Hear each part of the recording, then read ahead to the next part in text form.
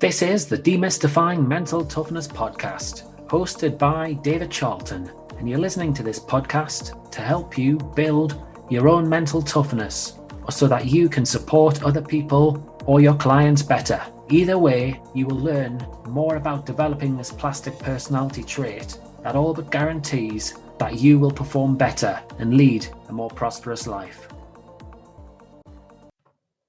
Welcome back to the Demystifying Mental Toughness podcast. So, it's the 26th of November when this podcast episode is released. That means it's now less than a month till Christmas. Wow, that is scary. I'd certainly better get a move on and start my Christmas shopping. But before you or I start thinking too far ahead and getting overwhelmed by all the things that we need to do, I recommend that you listen to this episode. It should bring you back to the present moment. That's right, I'm going to be discussing ACT, Acceptance, Commitment Therapy or Training, and Mindfulness, with co-author of an excellent book on the topic, James Hegarty. As well as in life, you'll be aware when performing, it's very easy to get ahead of yourself or to dwell on past mistakes. So Jim and I will be unpicking how ACT and mindfulness principles and tools can support you in this regard, so that you can go on to perform much better under pressure. It's a topic that I find hugely fascinating and have found it very helpful in my own life and sport, as well as when supporting my clients. Enjoy tuning in. So how is ACT and mindfulness different, Jim, to the normal way of changing thoughts and beliefs in sports psychology? Well, in the past, it used to be the idea that, well, if you had negative thoughts or you doubted yourself, you had to get rid of those thoughts, get rid of those ideas, and think really positive, replace them with positive thinking. And which is okay to an extent, but a lot of research has shown that you can't get rid of thoughts. In fact, the more you try not to think something, the more the thought comes back to bother you. And so the ACT approach is basically the acceptance of unwanted thoughts and unwanted feelings, but not to make them worse. What makes them worse is we engage with them.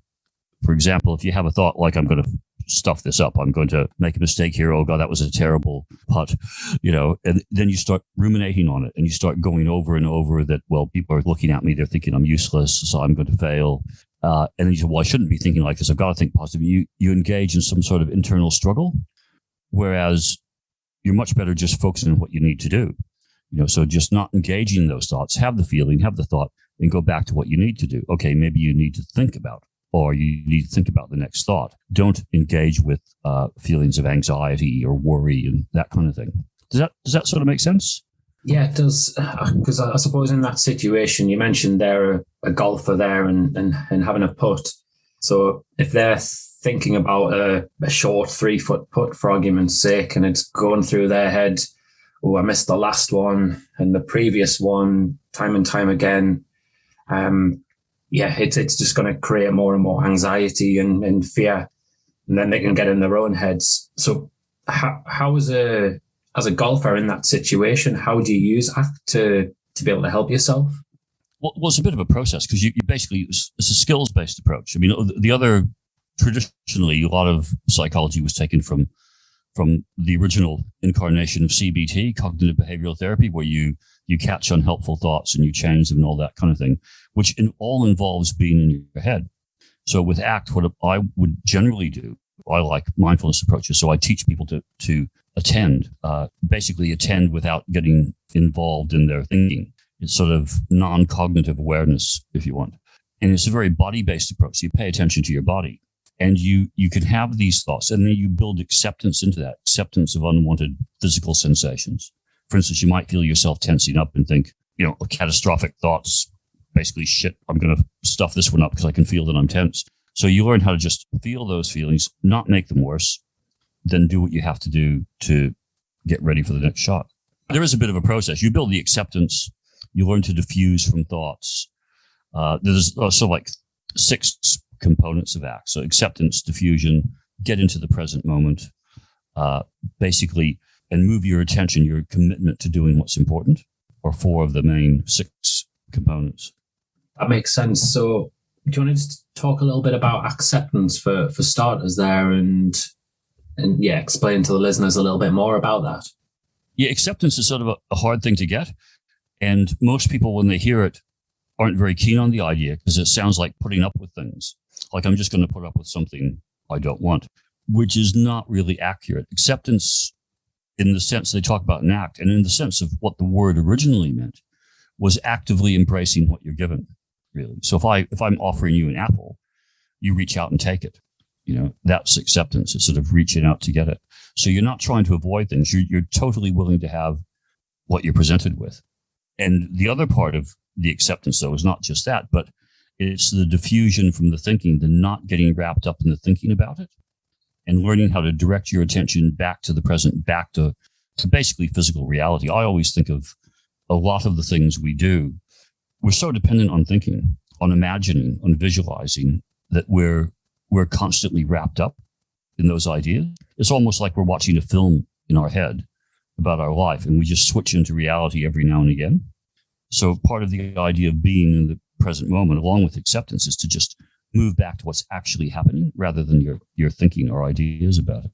Do you think the motivation, so if somebody's motivated by winning, by losing, by the scoreboard, that causes a lot of the challenges and problems there?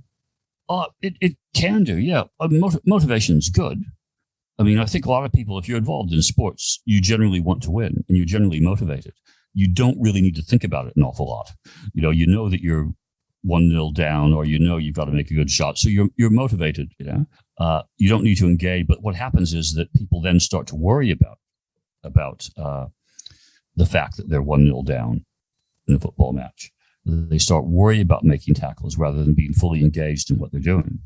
So it's learning when to think through the problems and when to be able to switch your attention away from that. And I would imagine certainly in some sports, I mean, we've talked about golf slightly there. Golf's a game where you're on a golf course for 4.5 hours and you're only actually hitting the ball for about 30 minutes. So it gives you an awful lot of thinking time, but also it gives you a lot of time to be able to do the body scans and shift your awareness and your thinking in that way. I was thinking ideally it would give you lots of time to relax as well and to plan things out. But, often people just worry a lot. That's the challenge about golf. It gives you too much thinking time. But without doubt, it's funny because I go back to probably about 10 years ago when I first started getting interested in mindfulness.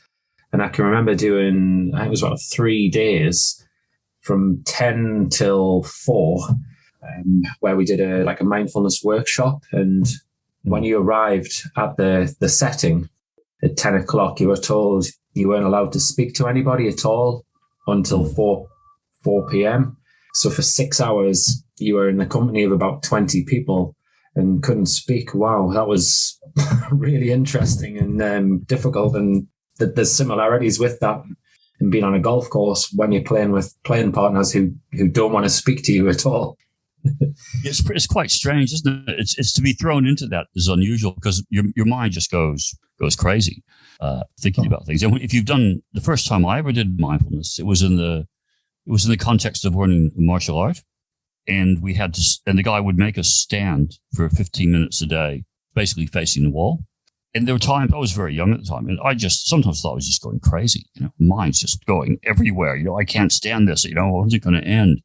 That kind of thing. But actually, mindfulness is quite simple, I think, really, once you get into it, once you get out of that initial phase.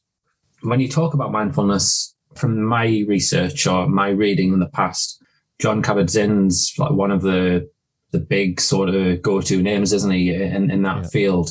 And the body scan is one piece of the jigsaw, if you like, or one little tool that I've noticed you can use. But also, from my experience, you can use your other senses. So you can use with taste and your sight and different things. So how can an athlete help themselves by potentially using some of the different senses? Well, there's lots of different ways, and you can do I think you do the base practice. I think of it sort of like base training if you're a runner. where you do your seated mindfulness or whatever, where you just do very raw mindfulness practice. I particularly like mindfulness of the breath. I think that's the best practice, where you just pay attention to the physical sensations of breathing, because what happens is your mind throws up all sorts of stuff and you just get very used to not engaging with that and just going back to the body repeatedly.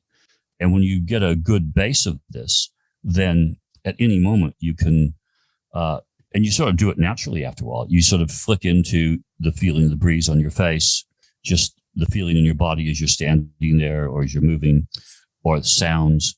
Sounds are interesting. I also get people to practice mindfulness of sound without going searching for them, because normally, especially in the city, you'll hear a bus, a car, a truck, you'll start labeling, visualizing things. And the practice is to just let the sound be just like a physical sensation coming to you without you searching for it or labeling it. And it's a very restful practice. Here in New Zealand, we have a lot of houses have tin roofs. Might sound a bit strange, but one really nice thing about the tin roof is that it's nice to lie in bed at night if it's raining and just listen to the rain on the roof. For us, it's a sort of soothing sound.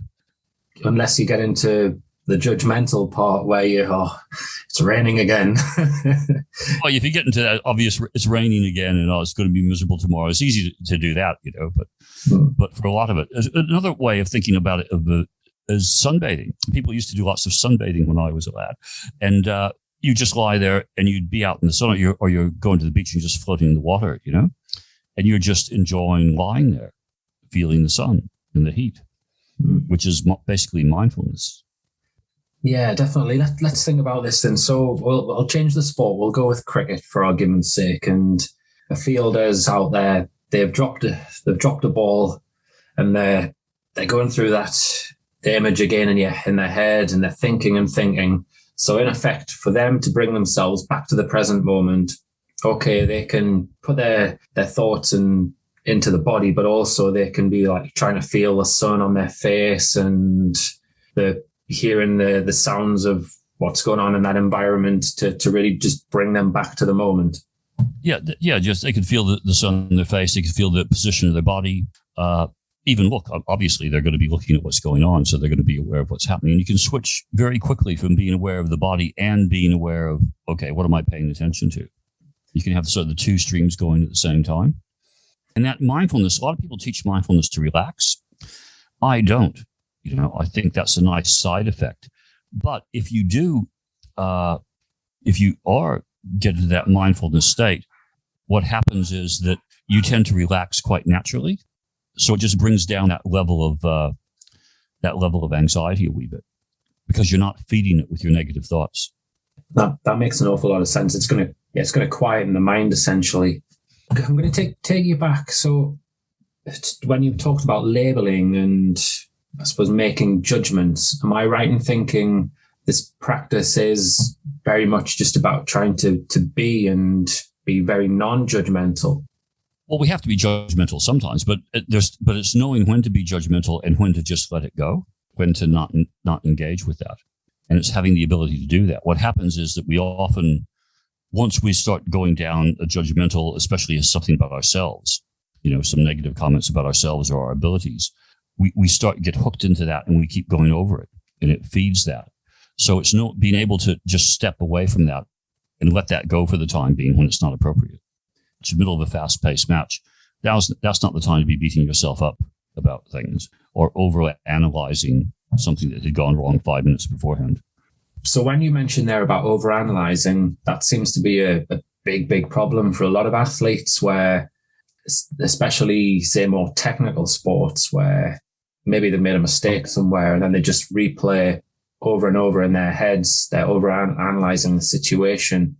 So again, this is where mindfulness is going to really help them. Oh, definitely, because you can just sort of step away from that, because now's not the time. After the match is the time. We're talking to your coach is the time. It's once you give it of course, you might be able to do it very quickly. Fine, that's great. Analyze your mistakes, sort it. But if it's not done quickly, you need to get your head back in the game. And that's what the mindfulness is for. It's to basically learn to, well, it serves several purposes, but one of the purposes is to get your head back where it needs to be at the time. It's direction of attention, really. Yeah. I like to think of it where athletes may have two mindsets, where they've got a training mindset where, yes, when they're practicing their technique and different things, it's fine to overanalyze, to try and understand why you're doing things wrong. Then you need to have a trust mindset when you're actually performing in competitive situations where the mind is quieter. So yeah, this is going to help them no end. In your book, you talk about values, and there have been some chapters there. And one of the things I noticed was, if an athlete's struggling for motivation, often their underlying values can be out of sync, if you like, with their motivation. Do you want to just expand a little bit more on how understanding your values can help give you perspective, meaning, and purpose? Well, it's different for different situations, like the professional athlete versus the sort of the average person who wants to compete, but is struggling for motivation to go to training or go for a run, things like that. So it can be a wee bit different. But basically, everybody struggles with motivation at times for a variety of reasons. But the values, the way they talk about it in ACT, is sort of hard to understand. It's things that are important to you in life. It's things that, and they're pretty vague. Have you ever heard of SMART goals? Yeah, I have, yeah. Yeah, well, they're the opposite of SMART goals. They're not realistic. Values aren't realistic. They're not time framed. They're basically things like that being a good parent, for instance. It's sort of vague, and you can always do a better job. So some of your values that you might not be aware of, because we focus on outcomes, we focus on goals, we focus on winning a match, we focus on getting a certain time when we're running, all sorts of goals. That's how we measure, and we get caught up in the goals rather than the fact, well, actually, I like being part of a team. That's really important to me. I really like putting the effort in and competing. For some reason, I just like that. And if you can reconnect with some of those things when your motivation is feeling low, you reconnect with the actual reason you're involved in your sport in the first place. Yeah, but in ACT, we don't just get people to realize that. You look at ways of building it in. Because the other thing is that if you're a competitive athlete, you have more values outside of athletics. It might be family, it might be friends, it might be other things that suffer in certain ways because of your commitment, especially if your sport's seasonal. There's times you're going to have very intense training periods and competition. So even if you can feed the values in other parts of your life, you can identify them in small but meaningful ways, such as making sure that you actually send. It can be as simple as sending text to friends, or things like that. It's sort of you keeping other parts of your life alive, and it actually gives you more energy and motivation to engage in your sport because it's not all one side. You're not getting totally burned out. A friend of mine, Tobias Lundgren, who's a Swedish psychologist, he's conducted several studies on this. Most of them are in Swedish, and he believes that athletes who are connected to their values in a broad sense, not just in sports, but in other parts of their life, actually perform better. I can see ultimately it's going to be a happy person at the end of the day, isn't it? Which is going to feed into their sport. Whereas, so you talk there about say your family and friends are important to you. However, you get so sucked up in your sport with the training and the schedule and competing, and your form's gone downhill. And your family and friends can just be put completely on the back burner. But if you have that awareness, and as you say, you have a little strategy or two just to help in that process, then it can only be a good thing. Yeah, and also if you're aware that what you're doing is of value to and meaningful, because we can do things with. And feel compelled to do them. This is taking time away from training, or this is really annoying me. And if you think about it for a minute, it's well, actually, hey, wait a minute, this is important. I enjoy this. I may as well, fully commit to it, fully experience it when I'm here. Yeah, most definitely. And one thing as well you talk about in your book is how athletes are very, very competitive and they're very achievement orientated. And then there is a trap though with this where their self-worth can be harmed. Would you like to just expand on that? Oh, it was just that it's. I don't think it was a big part of the book, but it's something I've noticed over the years, that when people get very competitive, very wrapped up in their sport, they judge themselves in terms of their achievements. What team you got into, the time you completed, what your score is in golf, and it becomes you. A bad performance becomes you, and people get very negative about it, which can create a downward spiral. But also it can be sort of dragging, like you mentioned before regarding the values. It can just sort of drag a person down in the sense of not achieving well enough and affect their overall performance. So it's, I think values are important in that way as well, because it's, well, why am I engaging in this? It's because I love it. I'm going through a bad patch, but that's okay. You're not just totally focused on each goal, even though they're important. It's a way of just moving beyond simple, the last race or the last round of golf. Yeah, so it's helping them just get away from just solely focusing on their sport and the score and their form, for argument's sake. Oh yeah, and that motivation, that I've seen people where they want to get into a certain team, a prestigious team, say a national team, and they're so terrified of not doing it because their self-worth is tied up so much that it drastically affects their performance. And I think that happens quite a bit. Some professional athletes, I mean, it's pretty difficult. Your performance, your contract is tied to your performance. It's pretty serious stuff. So it's you have to be able to manage these pressures in some way. Tell me a little bit more. So supposing I'm in that situation, I'm a professional athlete who's, let's say they've got to go to a qualifying school or a really high pressure environment, knowing that their career's on the line. How do you use maybe ACT and mindfulness principles to help? Well, that would take many sessions at great expense. No. Basically, I would just do this pretty much the same thing. ACT is really good, and I think it's the way psychology is moving. Is that the difficulties people have are more similar than they are different. So you don't really need a different set of approaches. You might have slightly different approaches for different people, but the basic principles are the same. And ideally, the person would have had developed skills over the years of being able to focus, being able to relax, being able to get their head back in the game. But basically, it would be mindfulness-based acceptance, learning to diffuse. We haven't talked much about that, but there's lots of different techniques under each of these broad headings, like acceptance and diffusion and mindfulness, that you can use to sort of step out of that mindset and try and get back into just letting yourself use your skills that you've developed. You don't get into a position to be that successful without having a high degree of skill. And I think my job is to help people free up to use the skills they have. Some words in sport, and certainly sports psychology, is focused on the process. It sounds like that is a part of what you're talking about. I will take you back though to where you mentioned about diffusion there. Do you want to just talk about some of the potential tools there that people can utilize? There's hundreds, possibly thousands of tools, diffusion tools. I think someone published a book about them. But there's a whole bunch of them. Some of them is, and again, it's different for different people. And it's good to use a variety of them. Basically, I think that some of the diffusion tools I'm going to tell you about, they sound a bit silly, but what they're doing is they're like exposure therapy. They're getting used to you having unwanted thoughts and the unwanted feelings that go with them. And if you're lucky, realizing that they're a bit silly, really, even though there's an element of truth to them, there could be. Some of the diffusion tools is the one I really like is I'm not good enough. Basically it's repeating a phrase over and over. And I used to do a lot of training courses for psychologists, and the one that really gets them is I'm not good enough. You find some core belief that a person has that really affects them.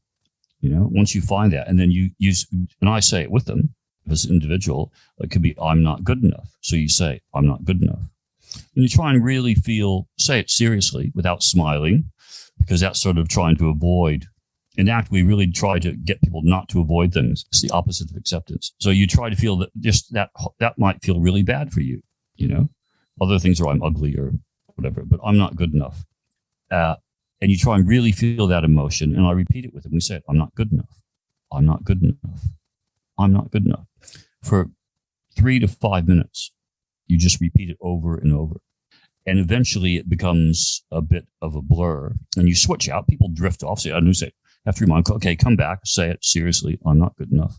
And eventually it becomes nonsensical. And you get them to say it a bit faster. I'm not good enough. I'm not good enough. I'm not, And then you might get them to do it in a squeaky voice. I'm not good enough. I'm not, or a Donald Duck voice or something. And it gets to be a bit of a joke. So you're diffusing from the thoughts in that way. Okay. Yeah, that makes an awful lot of sense. That does. Yeah. Yeah. And that's just one way that I like to, but there's all sorts of other ways. We have all sorts of, one interesting thing about ACT, and apart from our book, of course, I think the best ACT book is the original ACT book, which lays out a lot of these techniques. That's acceptance and commitment therapy and experiential something or other to behavior change. And that was by Stephen Hayes, Kelly Wilson, and Kirk Strussel. Some bedtime reading for me at some point, and potentially some of the listeners. It's actually, when you're not used to it, it's sort of heavy going. When I first picked up that book, I mean, I read Steve Hayes' work before that, but when I first picked up that book, it was quite a radical departure from psychology at the time. And for a lot of people, ACT will be too. It's very hard to pick up. My daughter used to laugh at me. It took me 5 months to read that book. And I would walk around the house with it, and I'd be sort of reading it and thinking, read the passage again, carry it into the kitchen, put it down, start to make dinner, pick up a bit, look at it, because its acceptance is really hard to get. We often pay it lip service, but it's actually hard in practice. It really helps to have someone who knows what it looks like to take you through it. Yeah, and so you get it yourself. Especially when your emotions are really aroused at that time and in the moment. As you say, it's very difficult, and it's a skill though that can be developed surely over time. Oh yeah, it can be developed relatively quickly. You have to keep going back to it, of course, because we always want to avoid things. But once you've experienced it yourself, you then know what it's like, and then you can judge what I'm avoiding here. But it helps to be guided through it to a certain extent. Yeah, that's the value of working with a professional like yourself at the end of the day. Yeah, or like anyone who's actually had the experience. It's good. We were hoping to do a series of workshops after we published the book, basically, because I thought that would be helpful. Unfortunately, COVID put paid to that. What about online workshops? Is that an option? It is an option. I thought a bit about it. I do other things, so it's actually hard to fit things in because that would take a bit of organizing. I mean, I'm happy I can just front up and do one, but which is a lot easier than organizing an online one. But I have thought about that a wee bit. But I like the interpersonal contact and to be able to look into people's eyes, and you can really, and because you can then, you do things with different individuals as demonstrations, or I do anyway. And you can actually, people can see what's happening. Yeah, and you can do it online. People have done it. Yeah, it is obviously it is the difficulty, isn't it, of online. Is the big part of our work is what, building trust and rapport, isn't it? Ultimately, yeah. The screen can be difficult in that respect. Yeah, you sort of distance in a way. Yeah. I've loved this conversation, and it's certainly given the listeners a nice little introduction into this topic. Are you able to give the listeners 3 takeaways from our conversation? Oh, that's a good question, and it's difficult. ACT is really cool.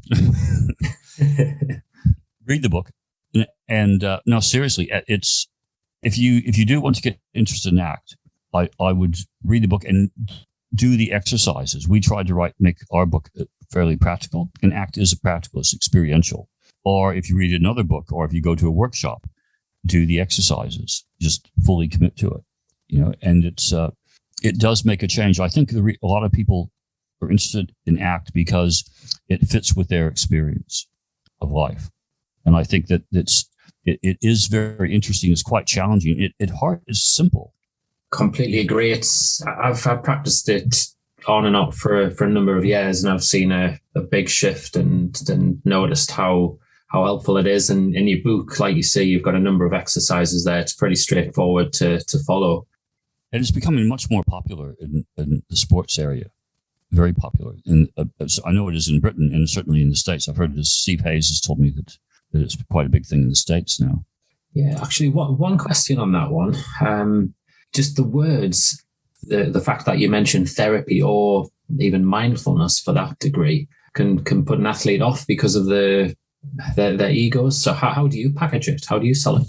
Well, when people come to me, I don't mention therapy, and I don't. Well, actually, it can be actually. It was originally acceptance commitment therapy, but it's actually now acceptance commitment training therapy, or therapy/training is how people refer to it in the sports area. But I don't package. People have often asked me that when I do workshops and things. How do you package? How do you explain it to people? And I explain it much the way I explained it to you. I don't say, well, this is something new or different. So this is something that's I think would be helpful, and this is the reason, and this is what I suggest you do. Basically, it's that. That's it. I don't try and package it. Yeah, no, I'm the same. I suppose if I'm going to help somebody with that type of tool, it would be more about this is going to help you stay in the moment and quieten your mind, as opposed to, we're going to do some mindfulness practice now. Yeah, well, if I get people to do mindfulness, I'm a big fan of mindfulness because I think it works, especially seated mindfulness of breath. I'm a great believer in that. It's the core, it's the granddaddy mindfulness exercise. And I don't expect people to do it forever. I expect them to develop a skill in it. And it's a building block. It's actually a building block for some of the other exercises and skills that we develop as we go along. Yeah. It's a building block for building body awareness. A lot of people, even athletes, aren't aware of their bodies, being aware of emotions. We use it in exercises like diffusion. We use it in some of the exercises I've got from a guy called Bruno Cayun, which we include in the book, of basically exposure exercises. Very, very useful for things like fear, performance anxiety, things like that. So it's an integral part. You know? And some people, in fact, I saw a person recently who I saw a few years ago, and they said they carried on. And this happens quite often. And I've carried on doing the mindfulness. It sounds really helpful, you know. And a lot of people don't, but some people just choose that they found that this has added something to their life or they like it. Yeah, it can certainly be a life skill as well as for an athlete, something that can enhance their performance. I've had athletes, businessmen, artists, university researchers, lecturers, you know, lots of people that found it useful. Yeah, it's, as you say, it's used widely across all landscapes, really. I think a lot of athletes are actually interested in those ideas, in my experience anyway. Athletes are looking for the extra 1% to be able to win trophies, or prize money or whatever it is. So, yeah, naturally, ACT or mindfulness can give them that extra 1%. Oh, yeah, I'm sure it can. And I think people who don't use ACT or mindfulness will still be using techniques that are quite similar, like the idea of keeping your head in the game. Or I saw some New Zealand rowers. I don't know what their sports psychologist was doing with them, but after they won a race a few years ago, they said, "Oh, we just did what our sports psych told us to do. We kept our head in the boat." You know, so the same sort of thing. Hugely.